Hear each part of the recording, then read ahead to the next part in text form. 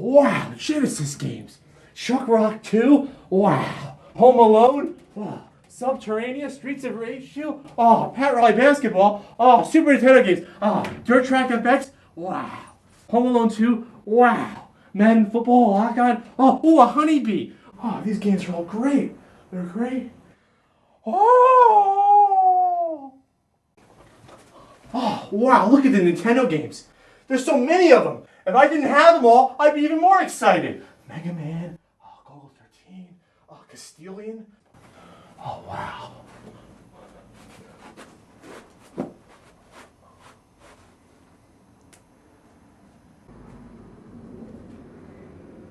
Oh my God, I love this store. It's insane all the games you have here. Oh man. What an amazing store you have here. So many games. Oh, you have some rare stuff too. Great stuff. You have like a Sega Nomad out there. I think I saw a Sega Master System. I just moved here from New Jersey and it feels so good knowing there's a game store right in the neighborhood. I feel right at home here. My name is Pat. I'm not sure if you've heard of me or not, but I do online reviews of Nintendo games.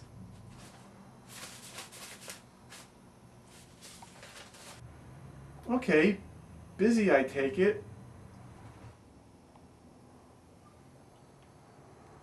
Ooh, boxed Nintendo games, nice. You know what, I have all the NES games. I'm somewhat of a collector. A collector, huh? Wow. Impressive. Never met one. All the games? Sure, yeah, I got them all. Uh-huh. Bubble Bath Babes? Well, I don't have that one. Stadium events? Oh, that one's impossible to find. Nintendo World Championships cart? Technically, that's not a real game. Seems to me like you're missing quite a few games. Wouldn't you say? It's not that many. Wouldn't you say? Okay, sure. Well, maybe I can help you with that little problem. How would you do that?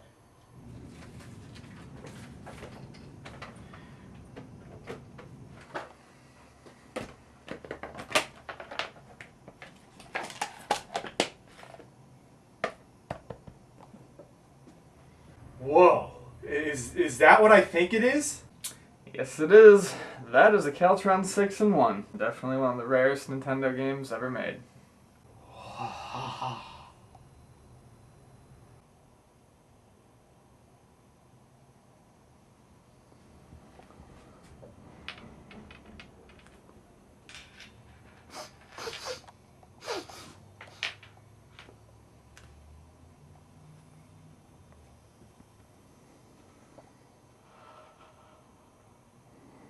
So, Mr. Collector, you got any interest in owning that? I would, but I know it's very expensive. A true collector wouldn't really care about the cost, would he? Yeah, I guess, but I've been burned before on games I spent a lot of money on. Especially multi-cart games. You've seen my Action 52 review, right? No, I haven't. And I don't know who you are, and I don't care. But there's 6 decent games on this incredibly rare cartridge. Do you want it? Okay, decent you say? How much is it? 200. That's a lot of money. But I'll tell you what, I'll buy the game, take it home, I'll try it out, and if I don't like the games, I'll just bring it back and return it. Deal? Yeah, great. Party time. Cash or credit. You take Discover? Yeah, and I also take Confederate Currency and Diners Club. No, I don't take Discover. But it's the Discover card. Smart move.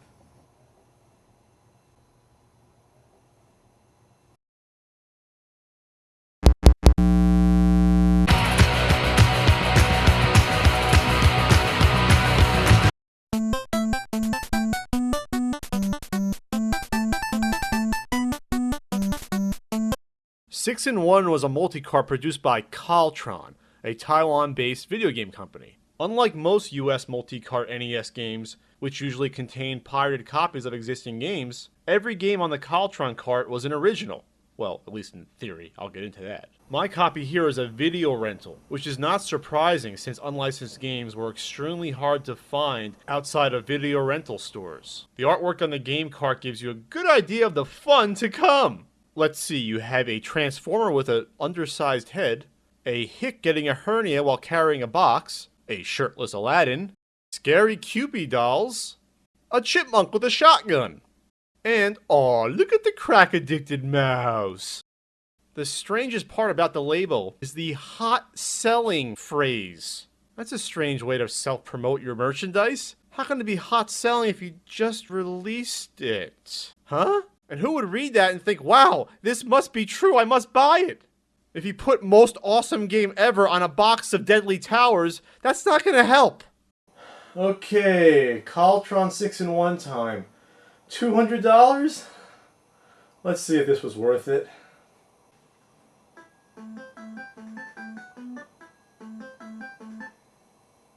Come on. Come on, get around that lockout chip.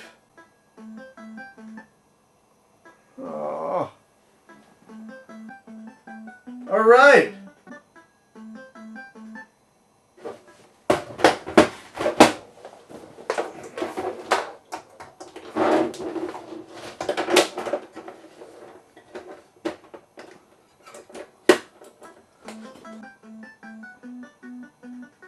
Yay, it's working! Hopefully I don't regret this decision. We start at the generic game menu. At least there's menu music. 2 different songs actually, which you can toggle through by pressing the select button. A marked improvement over the Action 52 high-pitched... First up is Cosmos Cop, who kind of looks like Dexter from that vintage PC game. And here's our generic story. The Terror Legion from Wow, this is slow. Oh, there's more? Can this go any faster? What are they typing this up as they think of it? Okay, it's obvious Cosmos Cop is a Space Harrier clone. Space Harrier was never ported onto the NES, so it's nice to have something a little bit similar. Like Space Harrier, it's a third-person flying perspective. You have to judge the depth of the enemies flying at you, which you try to shoot, while avoiding the deadly objects and missiles flying at you.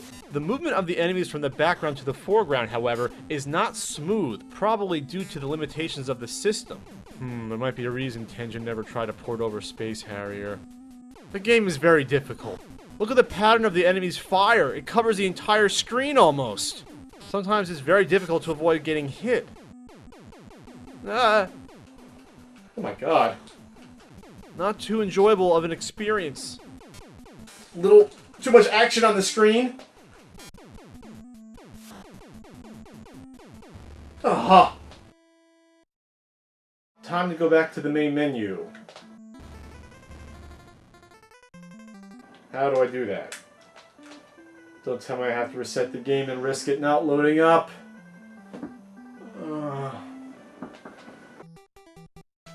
Time for Magic Carpet 1001. I'm going to give the developers the benefit of the doubt and hoping that they chose that for 1001 Arabian Nights. And any physical similarity between this genie and Mr. Clean is entirely coincidental. So this is a shooter, and you're flying along on the magic carpet using a bow and arrow to shoot your enemies. Superbugs wearing capes. Ah!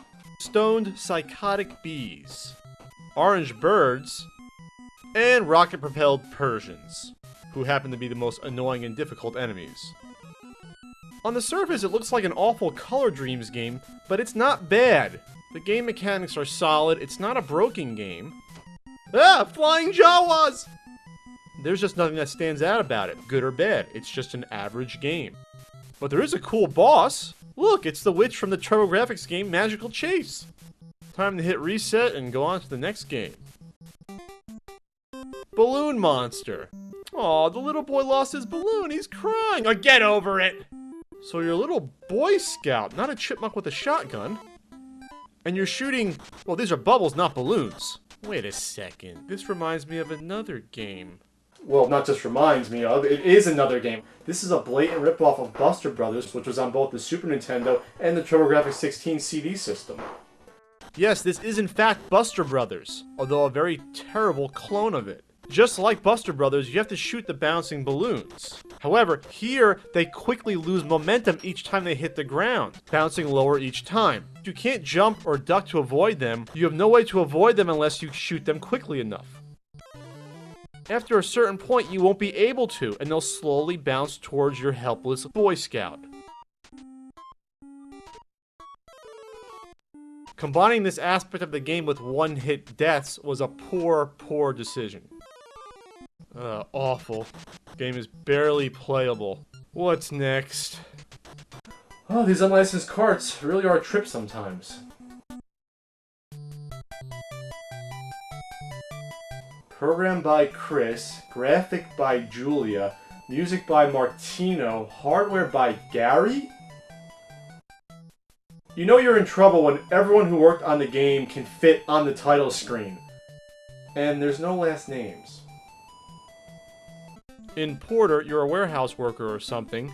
The objective is to push all of the boxes onto the stars in the allotted time. It's a puzzle game that's very reminiscent of Sokoban, an old 80s computer game. Well, reminiscent because it's the same game.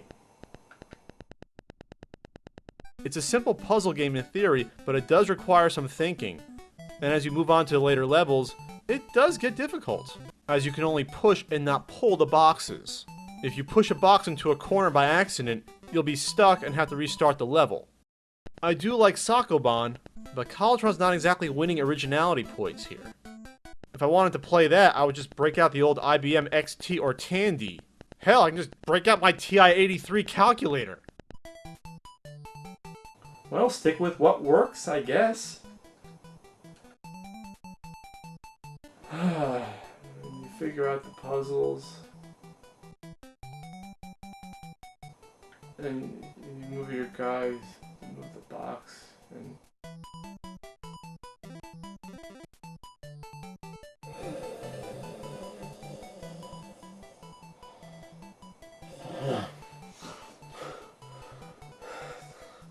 That's Porter.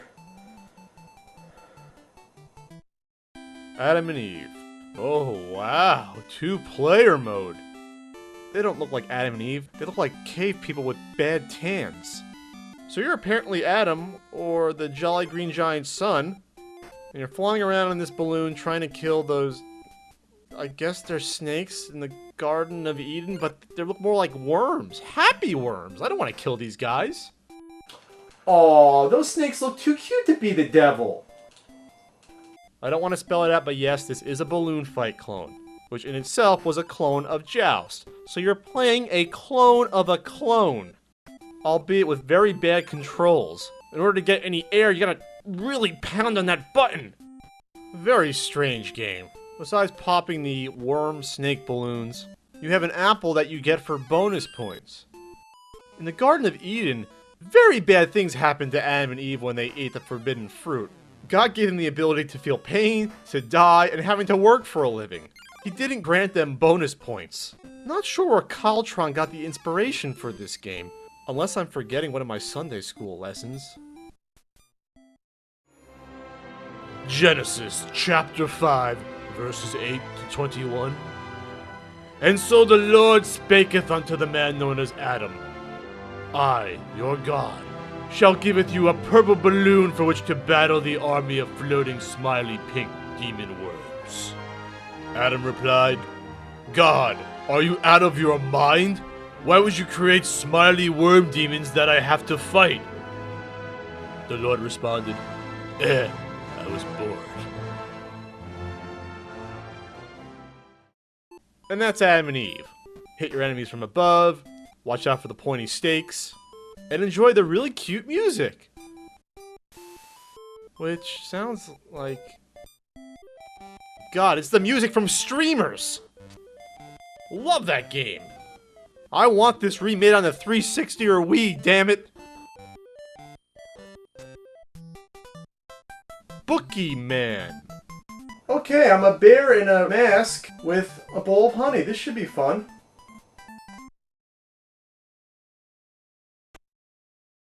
Or I'm an insect. So we're playing a Crush Roller clone, Well, it's not even a clone, it's more like a copy. Take a look at the level layouts. They're virtually identical. Boogeyman, or Crush Roller, is an inverted Pac-Man game, where instead of gobbling up pellets on a board, you have to paint the board a certain color from what it was, traveling over every inch of it at least once, while avoiding your enemies, which you can only kill by crushing them, by rolling over them, hence the name Crush Roller. The two rollers you can see are in the middle of the screen, and you can use them continually. Each time you use them, they'll move to the other side of the board. Instead of a paintbrush in the original, you're now an creepy beetle running around the place. And you have to avoid these katydids out to get ya. I know this is supposed to be a Crush Roller clone, but what's going on here? Seriously, someone help me. What's with the sad penguin in the corner? You got a lion looking like it's about to commit suicide. You got a cat who's being asphyxiated because there's no air there in that little box. In all honesty, I'm not a big fan of Crush Roller, so that really tarnishes my enjoyment here. It seems to be a faithful port, so if you like that game, you'll like this. If not, eh.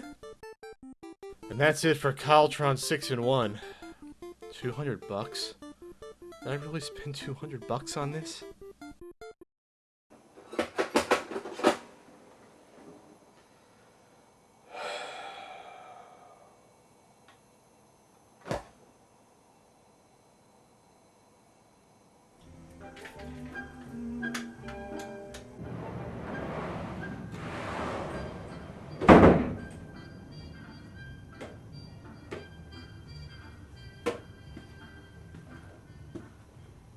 Hi, how you doing?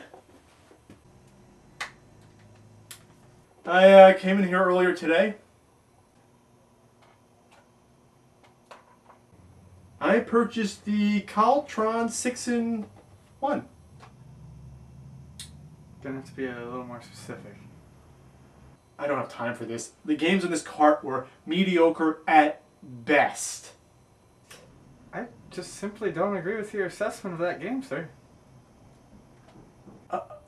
Don't agree? First, you have this really poor Space Harrier clone. There's way too many things flying at you. It's really too difficult. Second, you have this strange game where you're a Boy Scout shooting bubbles, but you can't shoot left and right for some reason. Then you have this magic carpet shooter where you have to avoid psychotic bees and rocket-propelled Persians.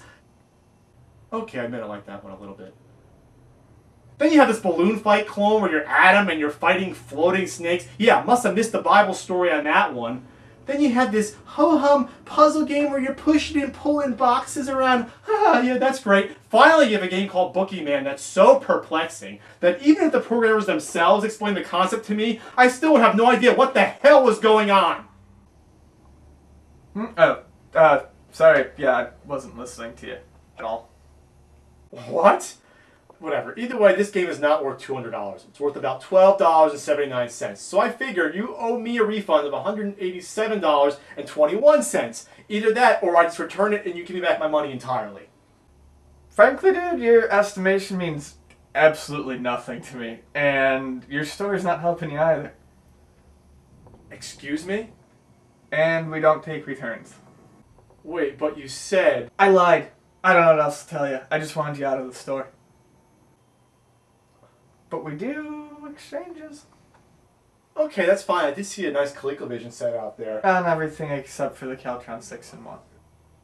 Wait, that's not fair. You can't do that. Sure I can. It's not my fault you didn't read the clearly posted sign. What sign?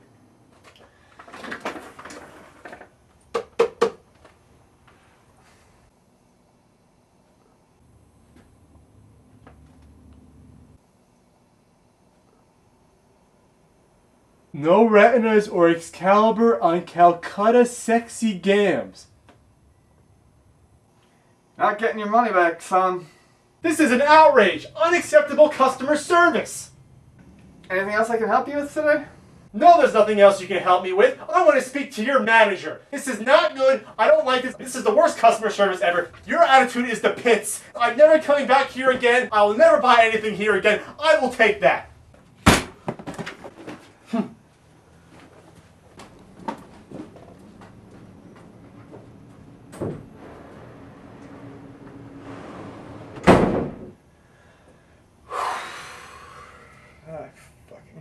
collectors.